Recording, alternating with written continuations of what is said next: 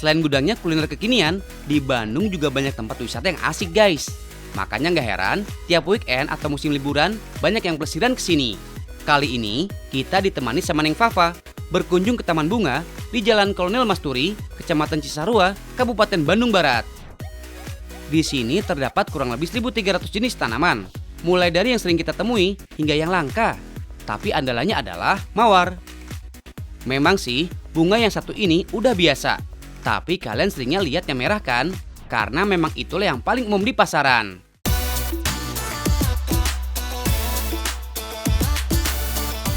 Padahal nih, kalian tahu nggak sih? Mawar memiliki lebih dari 100 spesies dengan variasi warna, bentuk, dan juga preferensi iklim yang berbeda. Kalau di sini, kalian bisa melihat 50 jenisnya. Oh iya, masing-masing warna punya filosofi tersendiri loh. Seperti merah yang melambangkan ekspresi cinta. Kuning merefleksikan kegembiraan, kehangatan, dan persahabatan. Putih berarti kemurnian, ketulusan, dan kesucian. Warna biru melambangkan imajinasi dan misteri. Masih banyak lagi deh guys. Kalau disebutin satu-satu, bisa sampai besok. Kalian tahu nggak sih, bunga ini nggak kenal musim guys. Karena kalau udah dibudidayakan seperti ini, bisa dipanen setiap hari. Kalau lagi subur, bisa sampai 2 kali. Tapi nggak semuanya bisa dipanen. Jadi harus jeli melihat yang sesuai kriteria. Nah, ini salah satu bunga yang contohnya sudah bisa dipetik. Nah, Bagus banget. Nah, ini ciri-cirinya dia udah cukup tinggi. Terus ini kelopaknya sudah mulai terbuka. Jadi mekar gitu. Iya, karena kalau terlalu kuncup dia nggak akan terbuka. Mawar dipetik menggunakan gunting. Tapi ada caranya ya guys. Kenapa Kang harus potong paling dasarnya? Karena nanti gradingnya kan berdasarkan tinggi batangnya juga. Gitu. Oh iya, meskipun cantik, mawar suka nyakitin. Ibaratnya kayak mantan.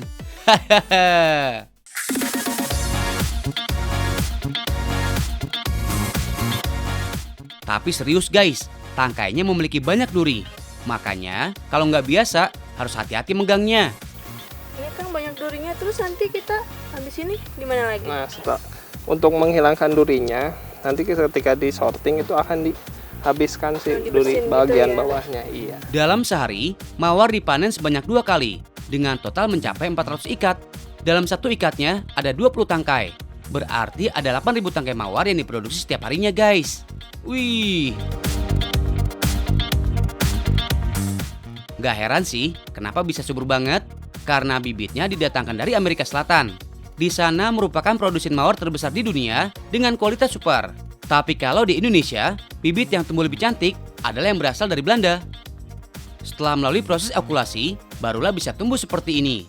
Selanjutnya, hasil panen dibawa ke area sortir. Gak semua mawar hasil panen memiliki kualitas yang sama.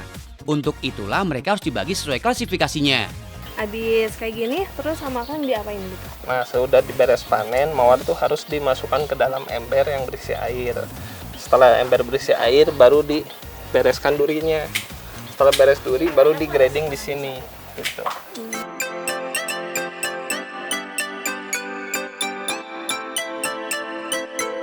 Dalam dunia perbungaan, terdapat 4 kelas, yaitu grade super, A, B, dan C. Tapi di sini hanya memproduksi kelas support A dan B. Sedangkan grade C dirasa kurang bagus untuk dijual kepada konsumen. Masing-masing dipisahkan berdasarkan tinggi tangkai. Yang grade super memiliki tinggi 70 cm, grade A 60 cm, sedangkan grade B 50 cm. Kalau sudah terbagi, masukkan ke dalam bak berisi air. Ini berfungsi untuk menjaga kesegarannya.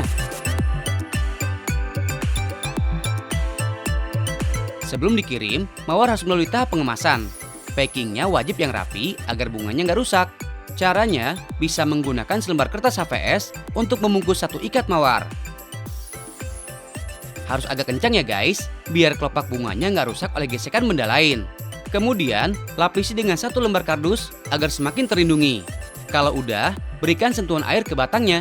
Mudah kok guys, hanya perlu membasuh kapas lalu tempel di bagian bawah. Cara ini sangat efektif untuk menjaga kesegaran mawar selama pengiriman. Bisa sampai 14 harian guys. Permintaan paling banyak datang dari Jakarta, Surabaya, dan Bali. Guys, kalau sebelumnya kita melihat proses produksi bunga, sekarang waktunya kita belajar menghias bunga. Bagi para pecinta bunga, flower arrangement tentu udah akrab didengar.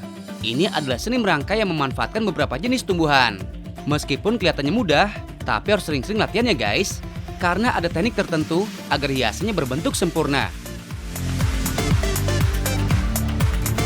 Bahan yang digunakan adalah vas dan floral foam. Pertama, rendam foam ke dalam air. Diamkan selama 3 menit hingga tenggelam. Kemudian, persiapkan vas.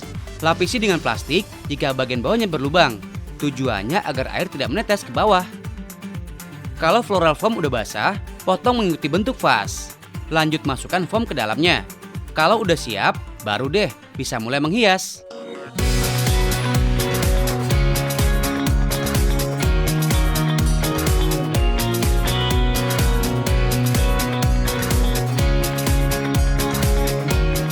Hiasan yang satu ini adalah line mesh arrangement. Karena banyak elemen garis dan lengkungan yang digunakan, kalian bisa coba belajar sama Bu Meti nih. Setidaknya butuh waktu 5 hari untuk bisa membuat flower arrangement. Bagi yang butuh refreshing, merangkai bunga bisa juga menjadi obatnya loh. Kegiatan ini juga bisa menjadi pelatihan kognitif bagi penderita schizophrenia atau mereka yang memiliki kelainan mental. Jadi, di lahan seluas 5,5 hektar ini bukan untuk kegiatan wisata aja, tapi juga bisa memberikan pengetahuan dan manfaat baru kepada pengunjungnya.